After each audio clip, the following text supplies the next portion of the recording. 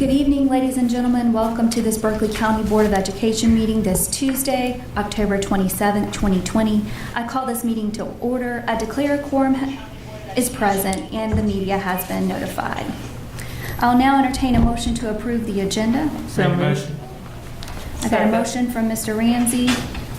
Second. A second from Ms. Littleton. I'd like to note for the record that Mr. McQuillan is participating by phone. Is there any other discussion for the approval of the agenda? Hearing none, we'll call the question. All in favor, please respond by saying aye. Aye. Opposed, nay. The ayes have it. 7-0. We'll now move for the approval of minutes for the board meeting on October 13, 2020. I'll now hear a motion. Make a motion. Second. There's a motion by Mr. Ramsey, a second by Ms. Littleton, to approve the minutes for the regular board meeting on October 13, 2020. Is there any discussion about the minutes?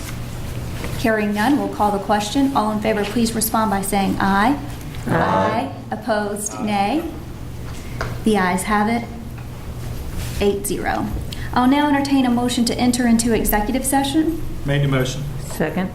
There's a motion by Mr. Ramsey, a second by Ms. Littleton, to enter into executive session. The stated purpose of executive session is legal advice regarding pending litigation and settlement negotiations, discussion of pending employment matters to include the appointment of an administrator, and 2 student expulsion appeals. Is there any further discussion? Hearing none, we'll call the question. All in favor, please respond by saying aye. Aye. Opposed, nay. The ayes have it. 8-0. We are now in executive session.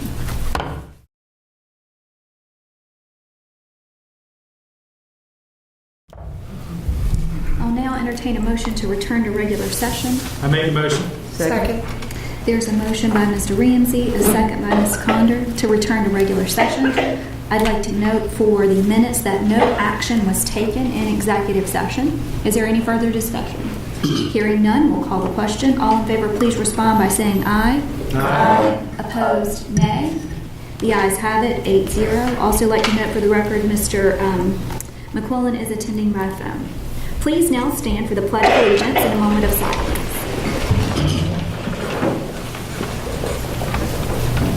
I pledge allegiance to the flag of the United States of America and to the republic for which it stands, one nation, under God, indivisible, with liberty and justice for all.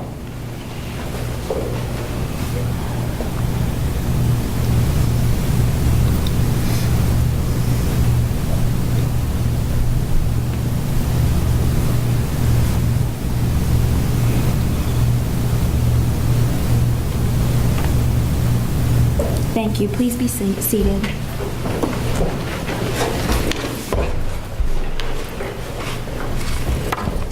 We'll now move on to agenda item 4A, citizen comments. In order to conduct the meeting in an orderly and efficient manner, we ask that you honor the following guidelines. Stakeholder comments are welcomed and encouraged. However, the board will not take immediate action on public comments at this meeting. Any person wishing to address the board must register prior to the meeting. Comments must be regarding programs, policies, or procedures. Comments regarding complaints against employees other than district-level executives or references to students other than the child of the speaker will not be heard in public session. Groups addressing the same topic should select one speaker. Comments will be limited to 3 minutes per speaker. The board chair reserves the right to allot additional time or halt public comments that do not adhere to the guidelines. Up first is Mev McIntosh from Hanahan on a policy amendment.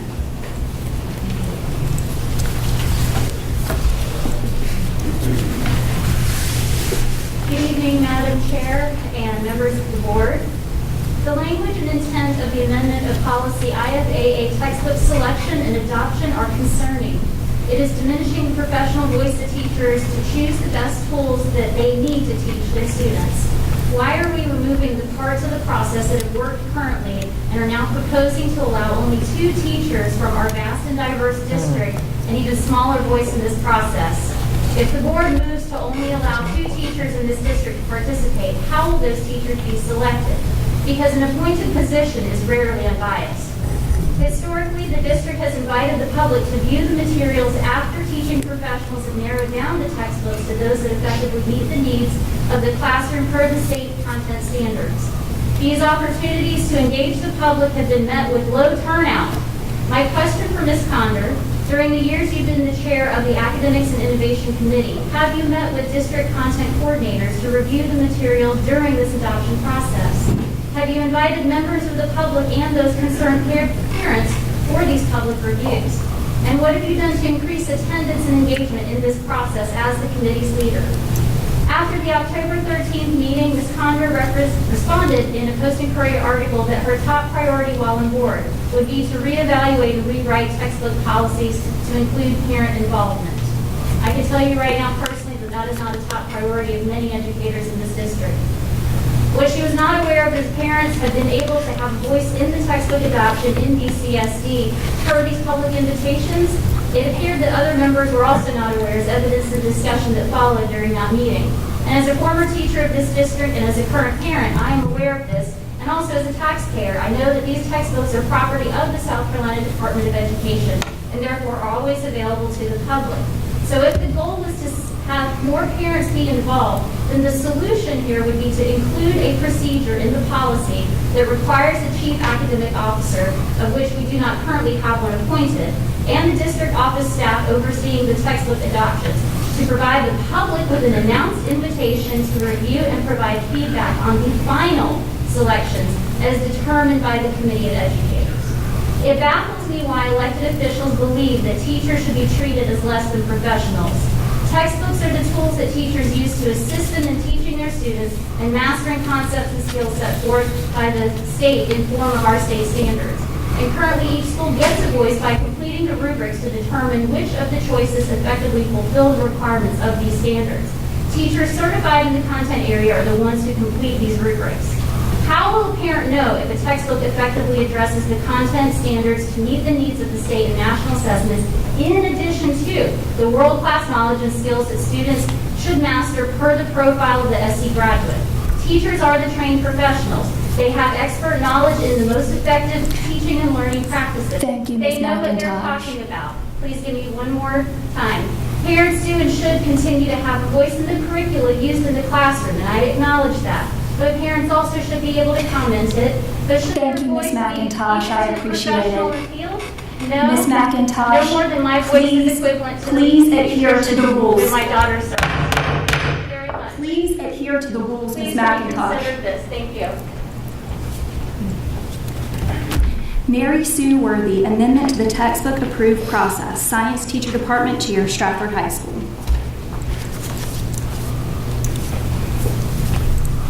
I'm asking you to not make the job harder than it already is. Right now, I am working on from a book that is 9 years. In other words, it's 3 years out of adoption. That's where I need your help.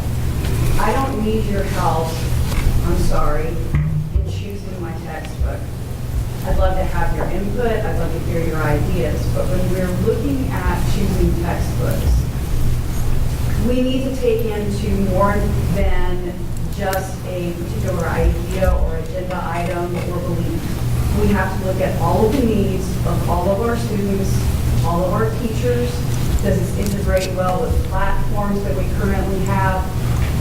How is this going to be helpful and not a waste of time and money? We are the experts. Yes, parents are the experts in their own children, but they aren't the experts in every child that's in my classroom. That's my job to pull all of that together. We are the ones that interface with all of these kids and have to think about all of these things. So please don't add to what we already have to deal with.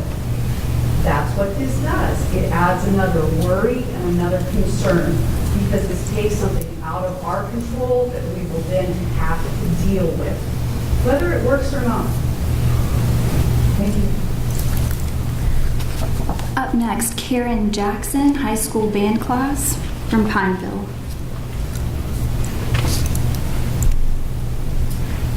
Good evening. I have a question for you all. Is your school offering band class for semester 1 and 2 at the high school level, basically offering band course year-round? My daughter has taken band since 5th grade. Every semester and since 5th grade has set high goals to excel in music. Her ultimate goal is to become a music teacher and band director. She has made Berkeley County School District All-County Honor Band for over 6 years, South Carolina Band Directors Association Region Band for over 5 years, was the first student from her school to call back for state. Sorry, I lost my spot. She's participated in Band Day at South Carolina State University, and out of over 1,500 students across 5 states, was one of 400 band students chosen to participate in the University of South Carolina Band Clinic. She is also one of the top performing art students in the entire school. This is her senior year. She has her band director already receiving information for auditions for colleges starting this month, and she has regional band tryouts in a few months to prepare. Our dilemma is that her school is not offering band 1, 2, 3 honors, and 4 honors during the first semester of school, so she will have no guidance in a classroom setting for her band director to practice her music, turns, scales, or sight reading. Because we live in a small rural area, we do not have access to private lessons. The scheduling is at the principal's discretion because this change was just made this year. Band has always been offered every semester prior to this year, and it's not because of COVID-19. Spoke to the school administrator and was assured she would be put in high school band class this semester. Later to find out that the administration was going to create a high school band class during a middle school 7th grade band class with 7th grade band students. A 12th grade band student is not on the middle school level by far. She is closer to a collegiate level. I called to speak to the administrator. My daughter was in the office. I happened to be on speakerphone at the end of our conversation, told her I was going to call the district and contact a lawyer. My daughter informed me that the administrator rolled her eyes. I called the district as well, said my complaint to a school that my daughter doesn't even go to. I spoke to a school board representative. He gave me some helpful information. I did contact another school district employee, only to find out that evidently he is friends with the school administrator and had nothing but praises to say about her. No concern about my child. Spoken to the band director about working with her after school on his own time when he could be with his family and other jobs. Am I the only parent whose child's dream is being yanked out from under them because the administrator will not open up a class or rearrange the master schedule to accommodate the arts? Where are the advocates for the arts in our schools? Thank you. Up next, Miriam Jackson from Pineville High School Band Class.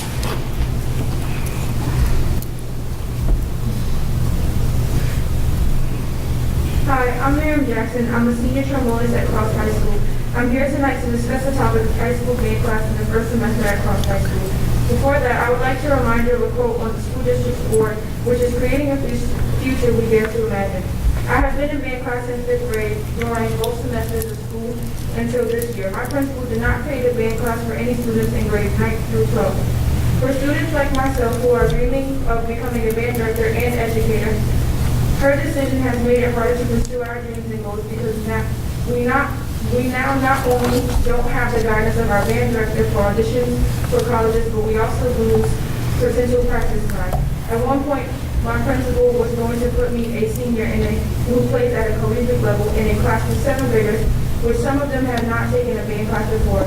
Since this issue has appeared, me and my mom have talked to the principal individually and together, which was handled very unprofessionally by my principal. And my mom had reached out to district personnel, but yet a resolution has not been found. I have a future that I have dared to imagine since my 6th grade year. I have worked and built to create it, but because of this decision, my process has been strained and affected negatively. Thank you. Up next, Eddie Salters, Sunday Lane High School Band Class.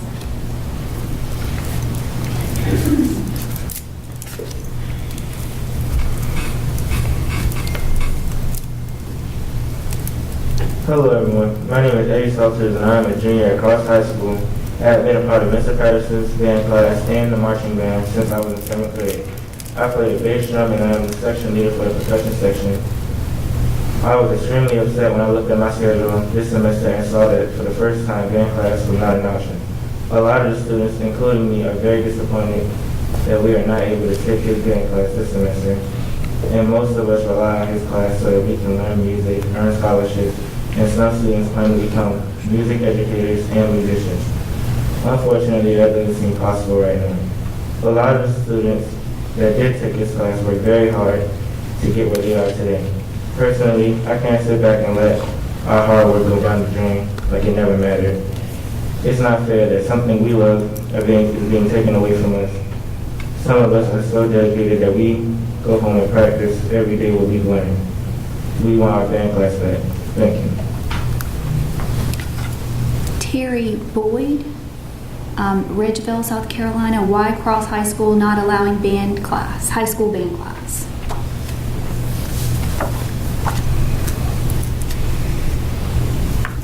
Good afternoon.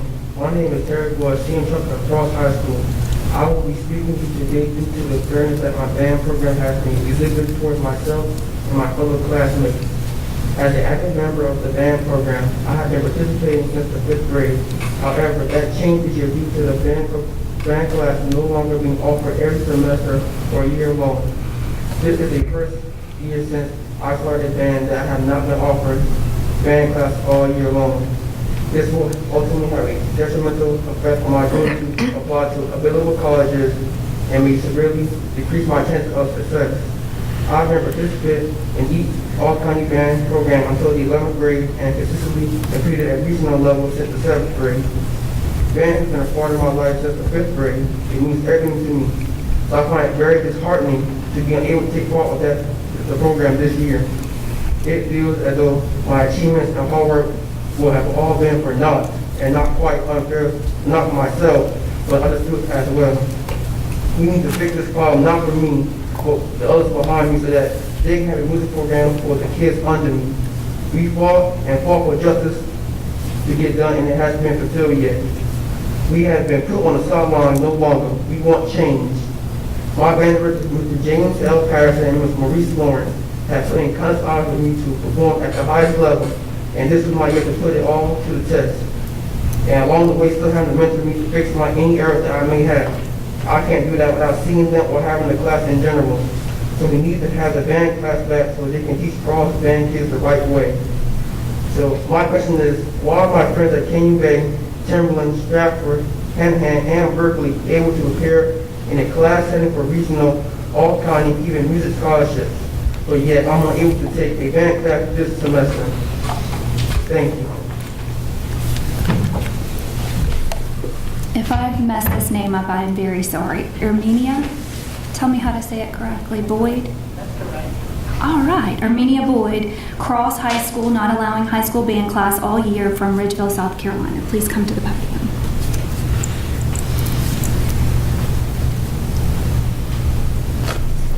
Good evening. I'm the guardian of Cross High Senior Terry Boyd. I was first made aware that there wasn't a band class beginning of the school year. In the past, this would be a common practice that they did forget to put it in a class setting, but in this case, this was not the issue. The class was not offered. As I got in touch with his band director and I tried to figure out what was going on, I was then directed to the principal.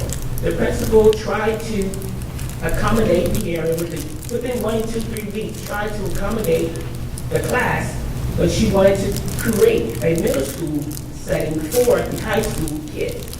I explained to her that Terry is not a senior and his goal is to go to college and to become a music instructor.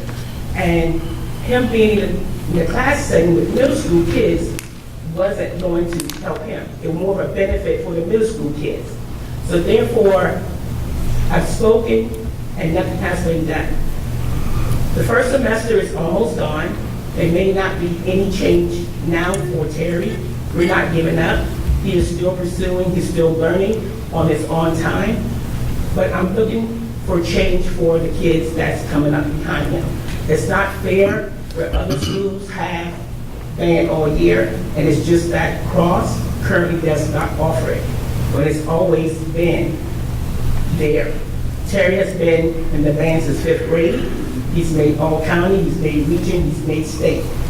He has great attendance, he has great performance, and it's not fair for him to come this far.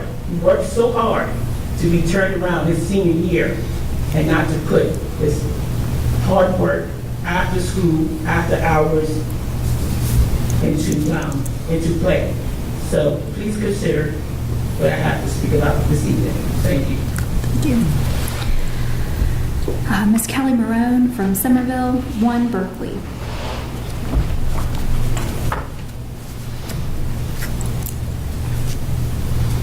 Good evening. Passionate. Showing or caused by a strong feeling or strong belief.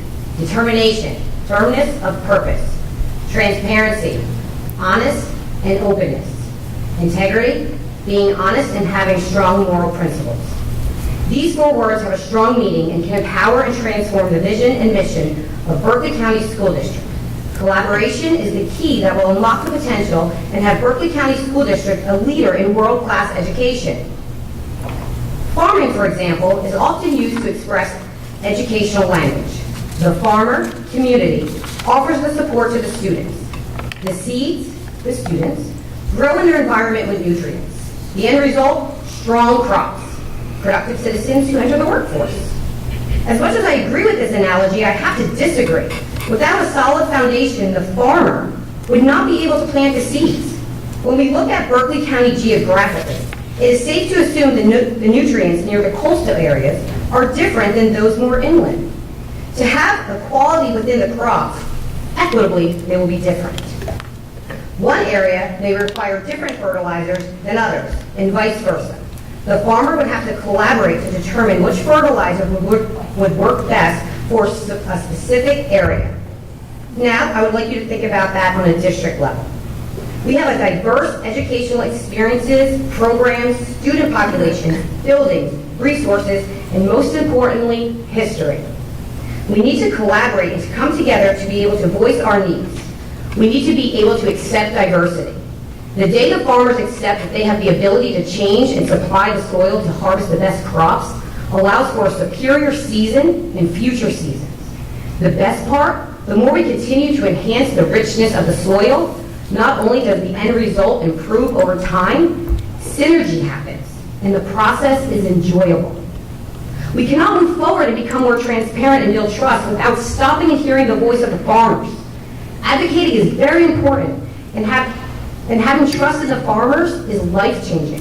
I would like to thank the students for speaking tonight.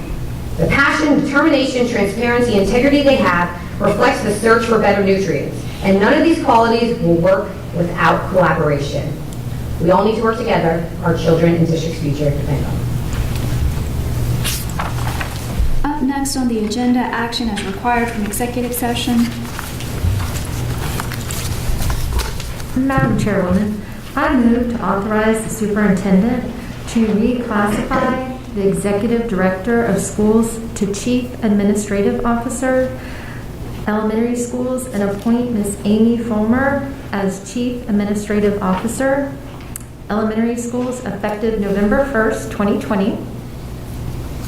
I further move to reclassify the chief administrative officer, schools, to chief administrative officer, secondary schools, and to appoint Dr. Anthony Dixon as chief administrative officer, secondary schools, effective November 1st, 2020. This motion adds no new positions to the district office and is a net savings to the current budget of $14,131. Second. There's a motion by Ms. Kelly, a second by Mr. Barrow. That is very lengthy, so I'm going to try to do it again.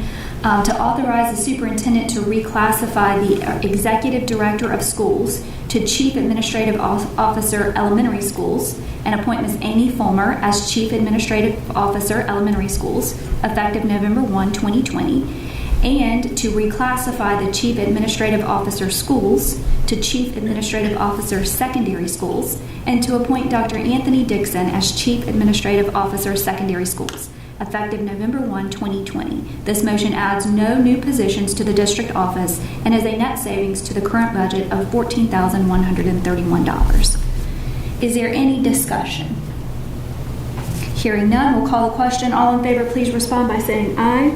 Aye. Aye. Opposed, nay. The ayes have it, 8-0. Congratulations. I know they're in the room.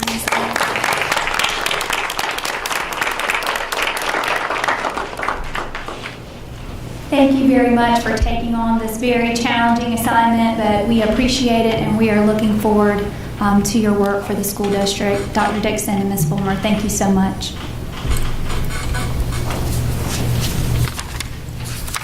We'll now move on to student expulsion appeals. I'll now hear a motion for student number 1. Madam Chair, I make a motion we deny the appeal of student number 1. Second. Ms. Bradley was the second. There is a motion by Mr. Barrow, a second by Ms. Bradley, to deny the expulsion appeal of student number 1. Is there any further discussion? Hearing none, we'll call the question. All in favor, please respond by saying aye. Aye. Aye. Opposed, nay. The ayes have it, 8-0.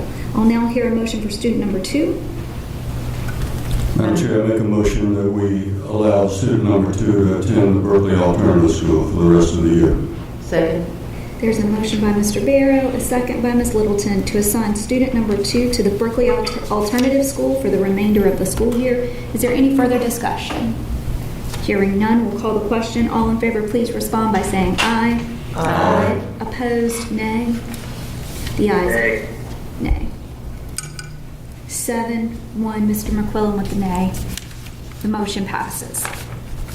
We'll now move on to agenda item 6A. I'll entertain a motion to recess the full board so that the Finance Committee can briefly meet.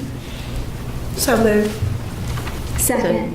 There's a motion by Condor, a second by Ms. Littleton, to adjourn the full board meeting or to recess the full board meeting for the Finance Committee to meet. Is there any discussion? Hearing none, we'll call the question. All in favor, please respond by saying aye. Aye. Aye. Opposed, nay. The ayes have it, 8-0. We are in recess.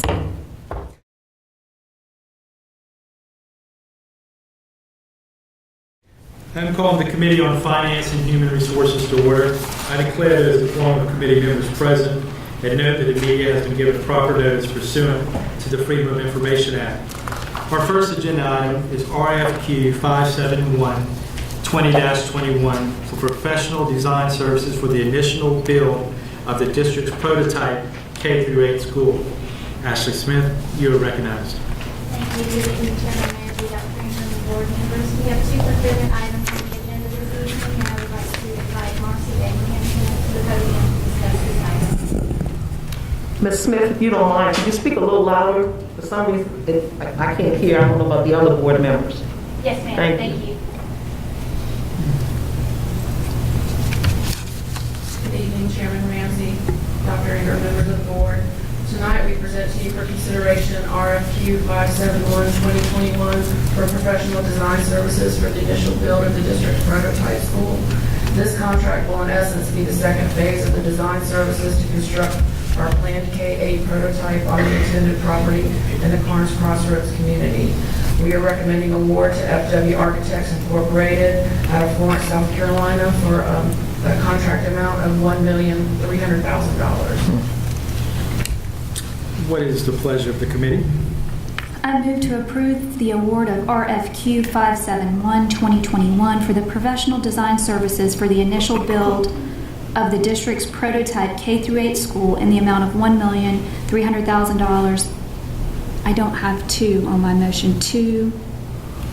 Who's the name of the company? Oh, I'm sorry, FW Architects. To FW Architects. Second. I will call the question. All those in favor respond by saying aye. Aye. All those opposed, the motion is approved by a vote of 3-0. Our second agenda item is IFB 574-20-21, Minrib Educational Park Selective Roof Replacement. Ms. Smith, you are recognized. Marcy, go ahead. Thank you. The second procurement item for consideration is IFB 574-2021, which is the Menrib Education Park selective roof replacement. This project will complete the phased roof replacement at Menrib Education Park, and we're recommending award to Keating Roofing and Sheet Metal Incorporated for the base bid and alternate one for a total contract of a value of $651,819. What is the pleasure of the committee? I move to approve the award of IFB 574-2021 to complete the phased roof replacement at Menrib Education Park to Keating Roofing and Sheet Metal Company to include the base bid and alternate one for $651,819. Second. I will call the question. All those in favor respond by saying aye. Aye. All those opposed, the motion is approved by a vote of 3-0. Thank you, Marcy. Thank you, Ashley. At this time, I will entertain a motion to adjourn and return to regular session. So moved. Second. All those in favor respond by saying aye. Aye. We are now back in regular session. I'll now entertain a motion to reconvene the full board. So moved. Second. There's a motion by Ms. Littleton, a second by Mr. Ramsey to reconvene the full board. Is there any discussion? Hearing none, we'll call the question. All in favor, please respond by saying aye. Aye. Opposed, nay. The ayes have it, 8-0. We will now move on to agenda item 7. We'll be going into our committee reports, starting with academics and innovation. Ms. Condon, you're recognized. Madam Chairwoman, the Committee on Academics and Innovation met October 13th, 2020. On recommendation of the committee, I move to approve the Head Start Budget Expenditures Report for August 2020 and Head Start Credit Card Report for August 2020. We have a recommendation from committee. No second is required. Do we have any further discussion? Hearing none, we'll call the question. All in favor, please respond by saying aye. Aye. Aye. Opposed, nay. The ayes have it, 8-0. Madam Chairman, that concludes my report. Next is the Committee on Finance and Human Resources. Chairman Michael Ramsey, you are recognized. Madam Chairwoman, the Committee on Finance and Human Resources met on October 13th, 2020.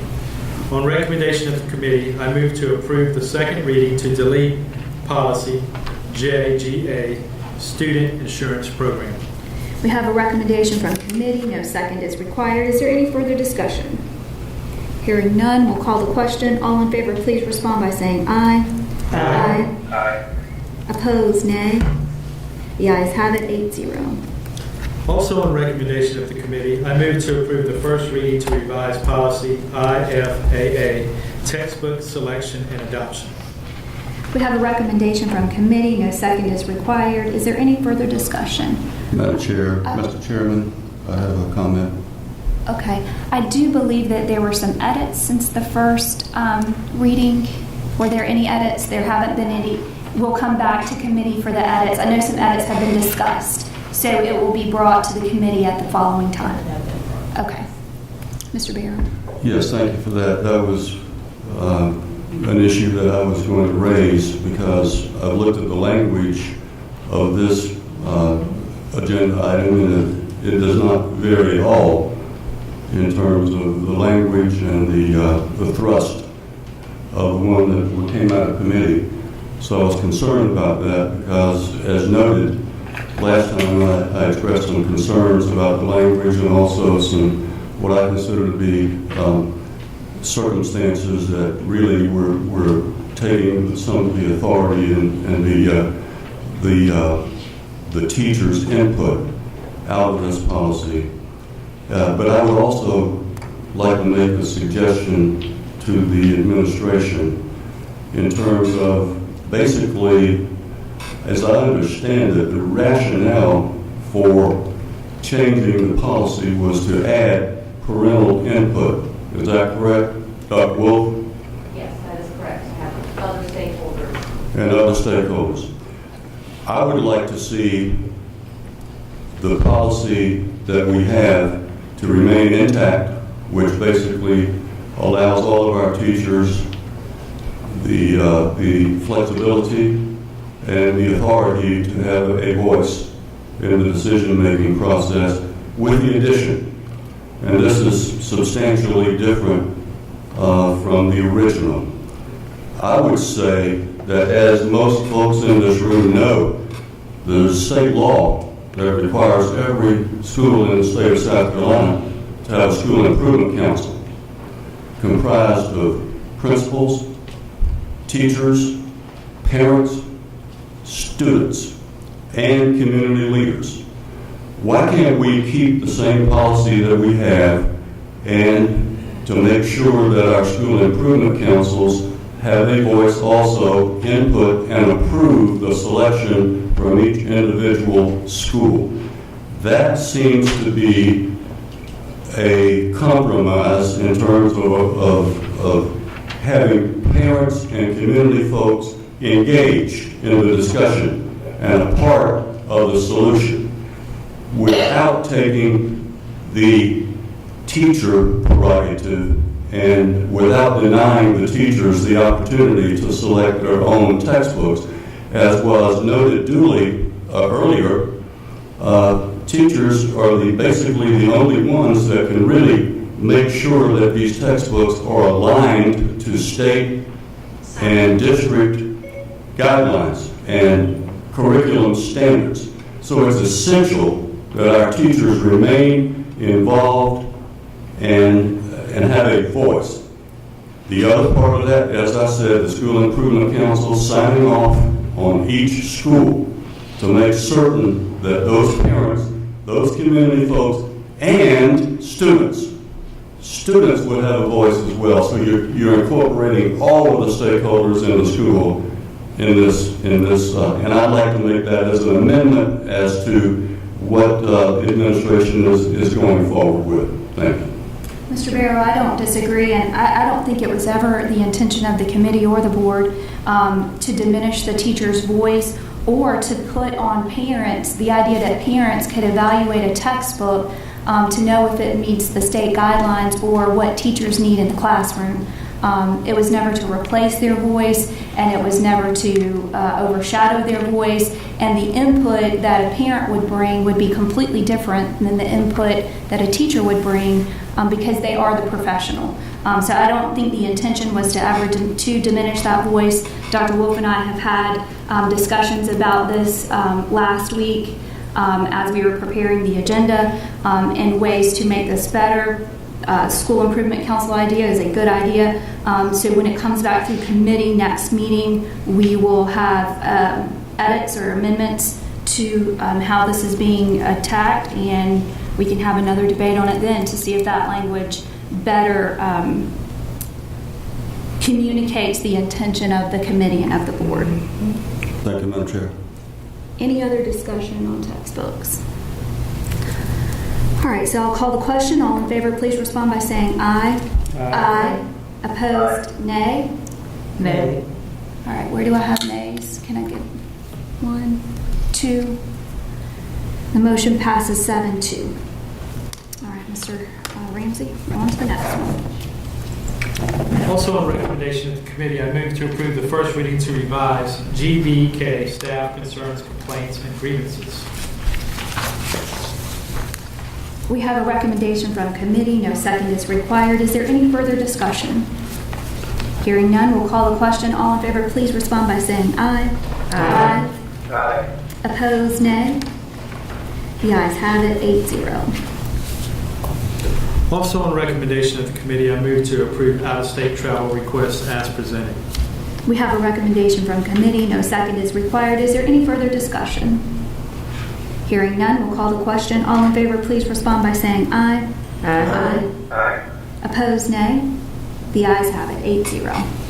Also on recommendation of the committee, I move to approve the award of RFP 572-20-21 to Barrier Guard LLC for termite treatment services for the initial term of 1 year with the option to renew for 4 additional 1-year terms for an estimated contract value of $75,000. We have a recommendation from committee. No second is required. Is there any further discussion? Hearing none, we'll call the question. All in favor, please respond by saying aye. Aye. Opposed, nay. The ayes have it, 8-0. Also on recommendation of the committee, I move to approve the award of IFB 573-20-21 to Georgia Computer Company for lot number 1, Network Electronics and Tech Remove, LLC, for lot number 2 for tablets and phones for an initial combined value of $16,806.40, with an option to sell additional surplus equipment on an as-needed for 1 year, with the option to renew for 4 additional 1-year terms. We have a recommendation from committee. No second is required. Is there any further discussion? Hearing none, we'll call the question. All in favor, please respond by saying aye. Aye. Opposed, nay. The ayes have it, 8-0. Also on recommendation of the committee, I move to approve the award of IFB 575-20-21 electrical supplies for maintenance and facilities to Consolidated Electrical Distributors for a value of $58,365.50 for 1 year, with the option to renew for 4 additional 1-year terms for a total value of $291,827.50. We have a recommendation from committee. No second is required. Is there any further discussion? Hearing none, we'll call the question. All in favor, please respond by saying aye. Aye. Aye. Opposed, nay. The ayes have it, 8-0. Also on recommendation of the committee, I move to approve the award of IFB 576-20-21 plumbing supplies for maintenance and facilities to Gateway Supply for a value of $221,087.50 for 1 year, with the option to renew for 4 additional 1-year terms for a total value of $1,105,437.50. We have a recommendation from committee. No second is required. Is there any further discussion? Hearing none, we'll call the question. All in favor, please respond by saying aye. Aye. Opposed, nay. The ayes have it, 8-0. Also on recommendation of the committee, I move to adopt the administration's recommendation for COVID relief for the Berkeley County School District to include recommendation number 1 for additional school-based floaters, recommendation number 2 to give employees an additional 2 1/2 personal days, recommendation 3 to give employees a comp day for successful and timely completion of safe schools be taken at the end of the year, recommendation 4 for the implementation of half-day VIP workdays, recommendation number 5 to encourage the Berkeley County Legislative Delegation to adopt step increases for our teachers, recommendation 6 to appropriate funds for school-based appreciation incentives, and recommendation 7 to begin planning for re-entry to begin with the elementary students. I further move to use the district's fund balance as recommended by the administration. We have a recommendation from committee. No second is required. I do know we have some updated discussion on this. I asked Dr. Wolf to provide some information about re-entry and why re-entry of some students is the right educational thing to do, and how we have evaluated who we're going to pursue to re-enter. So I just asked her to give us, there are a lot of questions on this recommendation 7, and so I wanted her to be able to give some data and background on traditional versus face-to-face versus blended, and also that the intention of this is to purify pathways for our educators, to move them from being face-to-face and blended at the same time to only teaching one pathway or the other. Those were the intentions, but I don't know that that came across last meeting, so we asked her to follow up. So I'm taking all your thunder. There you go. Thank you, Madam Chair, Dr. Ingram, members of the board. Truly, our goal for recommendation 7 was to do what's best for children and to minimize that hardship of the academic gap. I talked last time that we had some anecdotal data that we know that there is slide. We know research will tell you anytime we have a gap in services over 7 days, there's always going to be a slide. But how do we get recoupment, and what does that look like for our kids? And then again, how do we minimize those pathways? So each year we give a diagnostic assessment 4 times a year called the reading inventory and the math inventory, and this basically measures just growth, and we utilize that to make instructional and intervention decisions. So what we did is we took the RI and MI from fall of 2019 and 2020, and we compared them to get a baseline.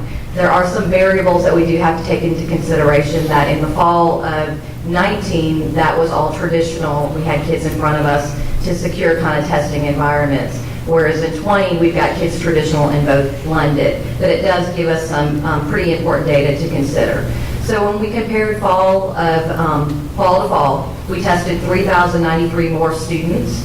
Of the 7 of the 8 grades, there was a decrease in math inventory from a 1% all the way up to a 10.5% for students that were scoring proficient in advanced. In all grades, more than 50% of students scored in the below basic category in the 2020 assessment. Proficiency rates were higher in the elementary grades, which I think is really important, that took the assessment in a traditional setting. So we looked at both. We disaggregated the data between traditional and blended. There were larger gaps in the percentage of students scoring proficient and advanced appearing in the younger grade levels when we compared both pathways.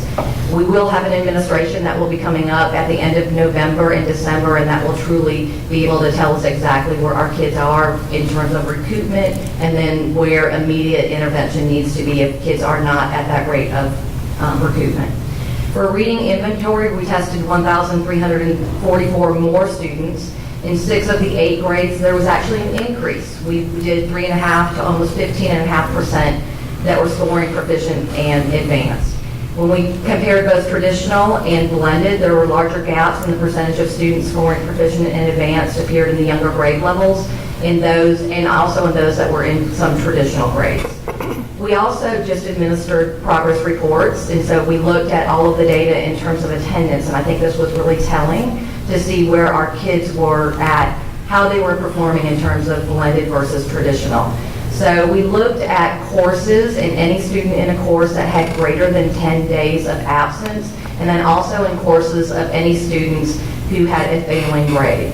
So in K2, because we report progress a little bit different, we just looked at attendance, and kids that were in blended had 103 students that actually had greater than 10 days of absence versus 0 in traditional. When we looked at 3rd grade, we had 60 that had greater than 10 days of absences. 133 in blended, 60 in traditional, 424 courses with a failing grade versus 203. We really increased in the middle school in that 6th grade, 399 versus 96, 2,361 failing versus 680. And then in the 9th grade, 234 versus 46, 1,272 versus 501.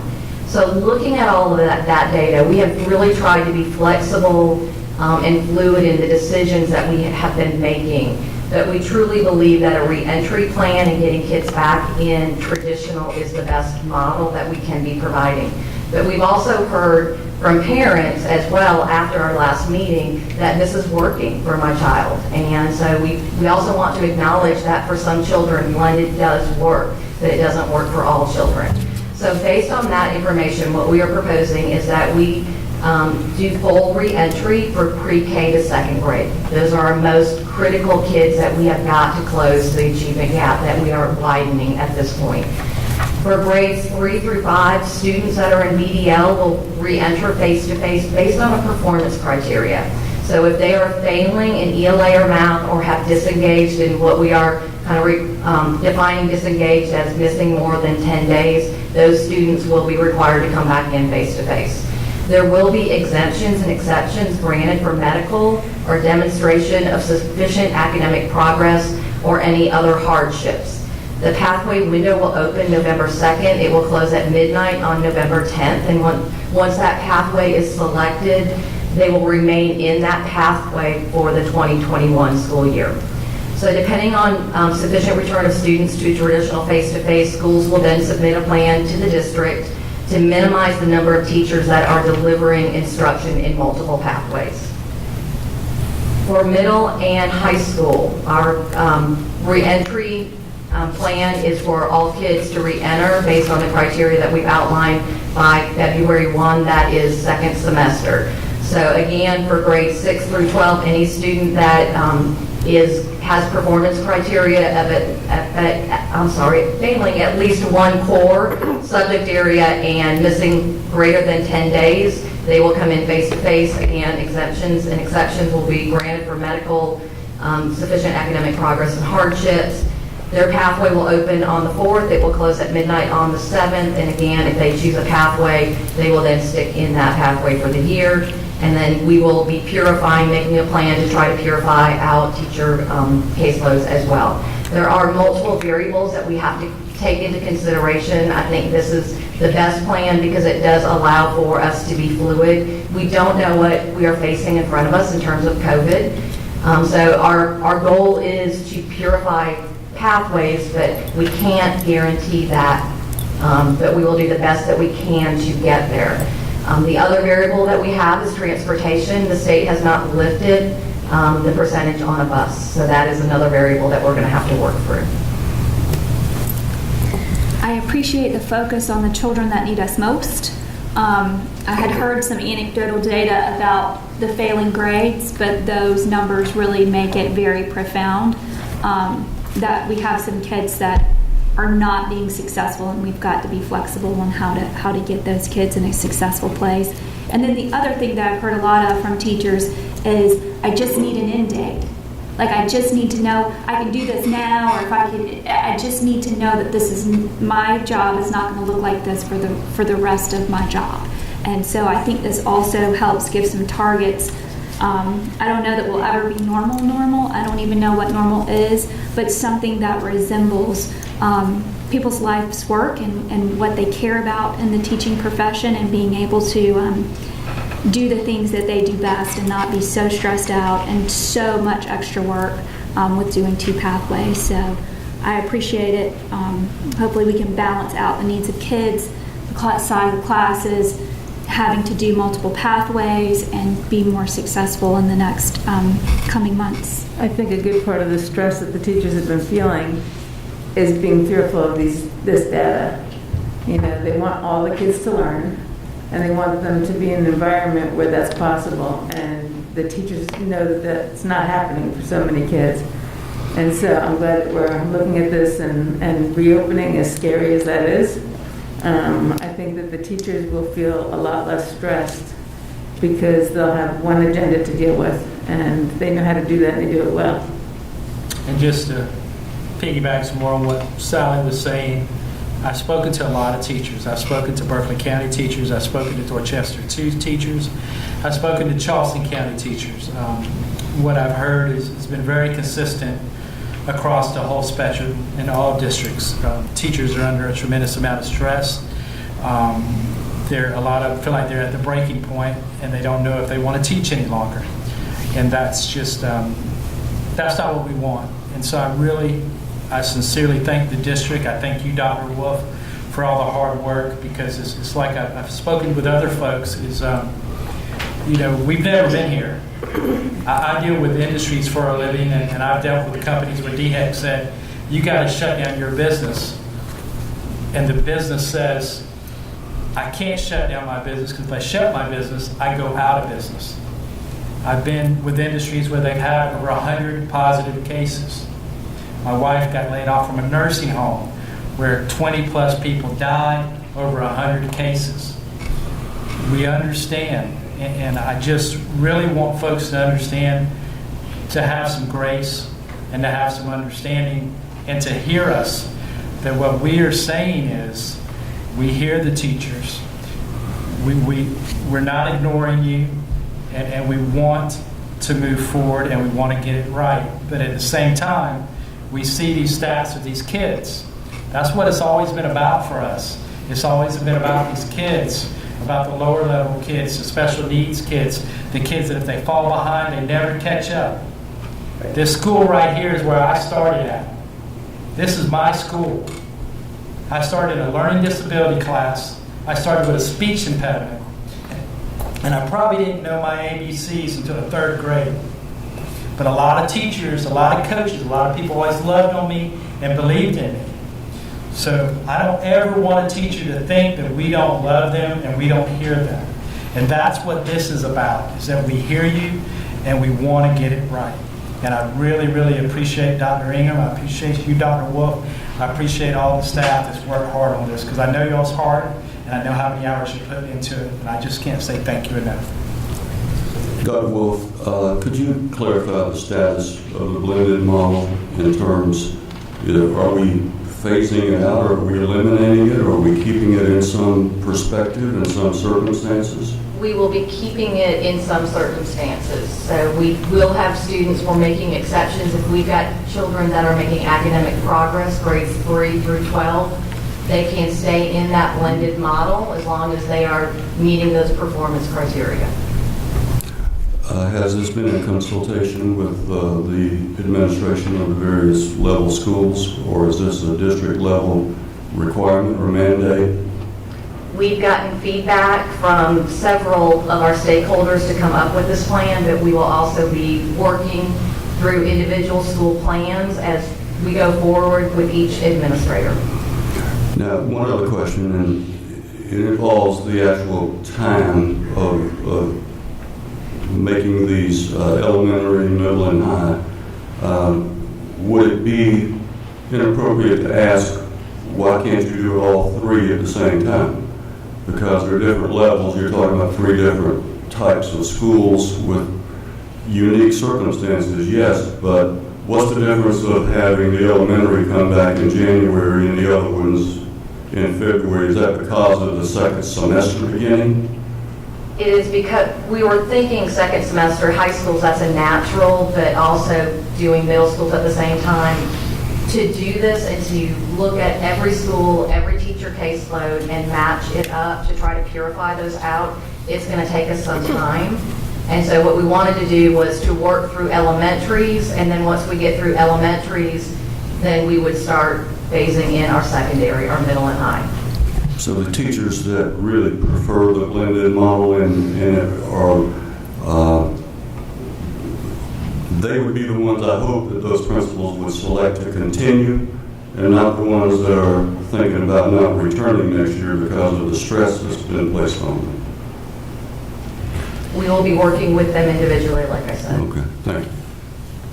I would just like to, Mr. Bear, I'd like to add, I heard what you said, and I went to a school earlier, actually it was last week, I lose days sometimes.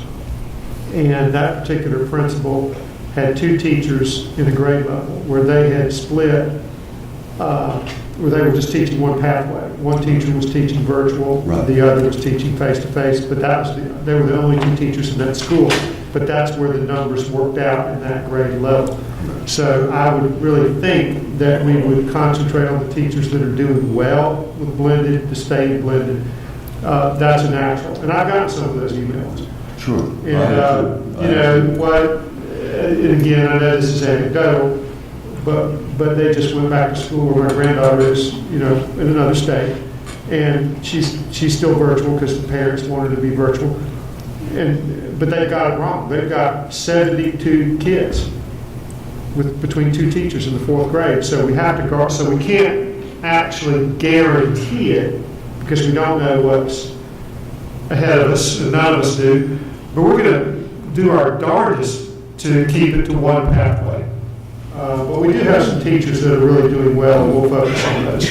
Well, it's just like the school here. We have several teachers that have special considerations because they have health issues. We want the kids back here, but then at the same token, if you have a certain number of teachers that are not ready to come back in class, then there's that consideration. So that's why we hear all this. We can't make a promise. We have to look at it. We have to look at each school. Why it takes so much time? Because every school is different, and every school has different situations with the different educators. And Mr. Vera, what I would say is that I've been in many schools and looked at many teachers, and they have done phenomenal. They are just really excellent blended distant learning teachers. And then others, that's just not their preference. And I think that's what we've got to really work through. I have to say that as we came into the school year and trying to figure out how to re-enter, nobody had the perfect plan. But I feel like our plan was extremely successful. Our teachers have done phenomenal, and I want to thank our teachers. Absolutely. Dr. Wolf. I really appreciate the figures that you've presented to us tonight. It gives us a better overview of what's going on with our students. I strongly believe, after talking with some of the teachers that I've been in contact with, that there is more of a struggle in the younger grades. And I applaud your plan in bringing those children back into the classrooms, because I really do feel like that they are the ones who need more of the face-to-face. And then we can begin to address on further up. But I do appreciate the study and the assessments that y'all have done. It's given us a really good overview. So I do thank you for the work. Thank you. Any other discussion? Mr. Chairman, I've spoken to a couple of folks, and this is unrelated, Dr. Wolf. It's about the 2 1/2 days, personal days. They very much appreciate that idea. Principals are basically saying it would be a whole lot easier to implement if you gave them a full day because of the substitute issue and the fact that most teachers, if you give them a choice of either coming in early and leaving at noon, or then they're generally going to want to come in early and leave. And most of them would prefer the full, I don't know, I'm not speaking for everybody, but we may want to reach out to our principals and maybe our teacher forum to look into that to see whether or not the one full day for the employees would be better in terms of substitutes and the teacher preference. If I was a teacher, I'd rather have a whole day off than 2 half days off. Because you're talking about planning and you're coming in and so forth. If you have a day off, you just stay home. Just a little kind of like a mental health day. That's just some excerpts of some conversations that I've had with some folks. It would be just still give them the same time. I think that would affect our calendar. Half days don't affect it the way that a full day does. Well, the half personal day is for the employees, so it shouldn't affect the calendar. What you're trying to do is make sure that you can give some duty-free lunches. So these floaters that we're going to give are going to help give relief to everyone at the school. So with the half days, there is a thought that you could still meet some of those relief efforts and also support teachers coming in later, going home early. So, and I know it's a lot of work as a teacher to take a day off, no matter what. You just have to plan for it, and it's it's even hard to take a day off. So, any other feedback? Thank you very much. All right, we'll call the question. All in favor, please respond by saying aye. Aye. Aye. Opposed? Nay. The ayes have it. 8-0.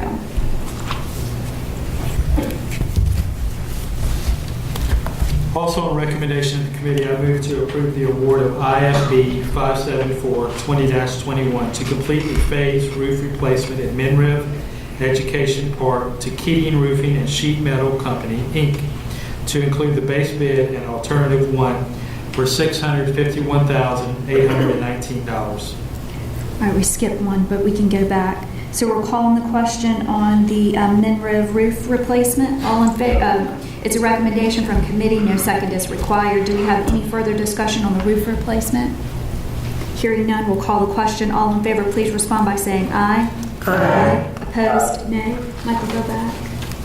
We skipped one. Skip J. Go up one. Right there in between. It's RFQ. the professional design. No, thank you. All right, so 8-0 on the roofing. So now we're going to go back because we accidentally skipped one, and we're on the prototype model. Also, Madam Chairwoman, the Committee on Finance and Human Resources met earlier this evening, and on recommendation of the committee, I move to approve the award of RFQ 571-20-21 for the professional design services for the initial build of the district's prototype K-8 school in the amount of $1,300,000. And that was to, what's the name? Keating? FW Architects. FW Architects. FW Architects.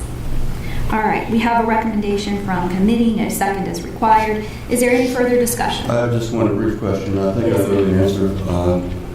Ms. Abramson, I read here that the negotiation for this contract will begin immediately. So I'm assuming that the $1,300,000 is a maximum and we could negotiate a lower contract. Is that correct or That was not? the negotiated cost. That was the award posting. I'm sorry, I can't hear you.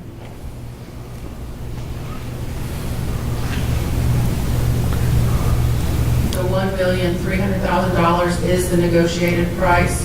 The statement of award that you're looking at, that's what's posted so that we can start the protest period, and the negotiations were conducted during that So protest they've already period. been conducted? Yes, sir. Yes, Right, sir. I must have read something into it. It was probably stated on the award notice because at that time we were still It in the was. process of negotiations. Okay. But to save time, we wanted to go ahead and get the award notice posted. I understand, thank you. You're welcome. All right. Any other questions, further discussion? Hearing none, we'll call the question. All in favor, please respond by saying aye. Aye. Opposed, nay. The ayes have it, 8-0. Madam Chairwoman, that concludes my report. Thank you. We'll now move on to agenda item 9A, the superintendent's report. Thank you, Madam Chair, board members, cabinet members, members of the audience. This is Red Ribbon Week. Last night I was at the county council meeting, and my red ribbon is in my car because the little sticky thing keeps falling off my lapel. But it's dedicated to encourage all of our youngsters to abstain from alcohol and drugs. Personally, I think every week should be Red Ribbon Week. We should always be vigilant about alcohol and drug abuse, not just with youth, but with everybody. So I enjoyed being at that meeting last night, seeing some people I hadn't seen in quite a while, even if it was behind a mask most of the time. So I want to make sure that we stay vigilant with that. To piggyback on the architect a little bit, we are continuing our due diligence on the potential site for the K-8 school in the Carnes area. We have a site visit scheduled from state officials next week. I want to recognize Dr. Parker. He's here. Thank you, Tony, for staying around in case there are any questions.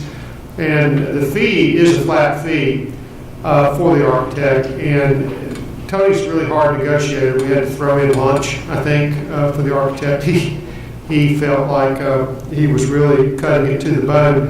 And this is different from a percentage. Most architects like to have a percentage, but that gives them very little incentive to keep the cost of the entire project down. If it's a flat fee, it actually incentivizes the architect to keep the price of the project lower. So I want to commend Dr. Parker for a hard negotiation there, and thank him for his attendance here tonight. This week I'll also be holding PDGP meetings with cabinet members, in layman's terms, basically goal setting or reviewing the progress towards their goals. And I am scheduled to visit this week Bowens Corner Elementary, Barrington Middle, Goose Creek Elementary, Goose Creek High. And Friday I'll be attending a co-op meeting at Timberland, and also I'll round out my week's activities by taking in the Hanahan Phillips Simmons game Friday night. There's been some, a wager? That's the Hanahan game. Oh, okay. Mr. McCullough might disagree. I'll spend half time on one side, half time on the other. Wear your nice white shirt. Concludes my report for the evening. Next, we'll move on to the board chair report, upcoming dates and events. Election day is next Tuesday, November the 3rd. Please vote. If you're not right, I actually got to vote in St. Stephen here. I came a little bit early. I was in and out in less than 10 minutes. So super fantastic for early voting if you have to work on election day. We have set 5 seats up for re-election on the Berkeley County School Board, and there are 5 incumbents are running: Mr. Barrow, Ms. Bradley, Ms. Condor, Ms. Kelly, and Mr. Ramsey are all running, in addition to 9 other candidates. There have been some very hard-fought, hard-run races. We appreciate all of your service to the board, and we wish everyone good luck. But I appreciate that many people being interested in serving on school board, because this is a thankless job and it's really hard to get it right, and you never please everybody, and your heart hurts when you leave here because you have to make tough decisions. I did not ever know before I was on the board that the hardest decisions would be the expulsion appeals. of all the things that you do, deciding if a child gets to come back to public education or not is the absolute hardest thing to do. And we do a lot of hard stuff. So I'm very thankful that for everyone's service, and I'm thankful for people being interested in wanting to serve on this board and serve the employees and the children of Berkeley County. And at our next meeting, we'll be swearing in 5 members. So thank you all. I'll now entertain a motion to adjourn. I make a motion. Second. Here's a motion by Mr. Ramsey, a second by Mr. Barrow to adjourn. Is there any further discussion? Hearing none, we'll call the question. All in favor, please respond by saying aye. Aye. Opposed, nay. The ayes have it, 8-0. We are